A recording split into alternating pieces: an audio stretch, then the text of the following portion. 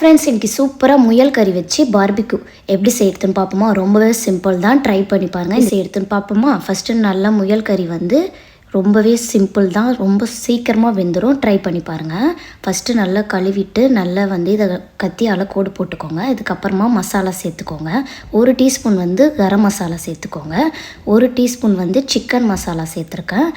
1 teaspoon வந்து காரத்தூளும் காஷ்மீர் மிளகாவும் சேர்த்துக்கோங்க.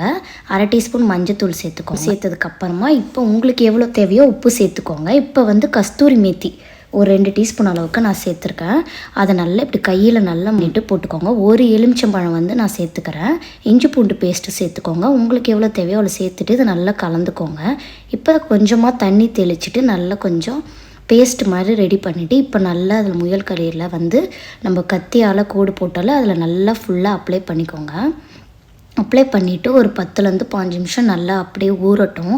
ஊறினதுக்கப்புறமா வந்து நான் வந்து மிக்ரோந்தில் செய்கிறேன், ஃபூரில் வைக்கிறேன். உங்களுக்கு வேணும்னா தோசைக்கல்லில் கூட நீங்கள் செய்யலாம். ஒரு 15லேருந்து 20 நிமிஷம் வைங்க. ரொம்பவே சூப்பராக இருக்கும். ட்ரை பண்ணி பாருங்கள். இந்த வீடியோ பிடிச்சிருந்தா லைக் பண்ணுங்கள், ஷேர் பண்ணுங்கள், கமெண்ட் பண்ணுங்கள், சப்ஸ்கிரைப் பண்ணிக்கோங்க. தேங்க்யூ, பாய்.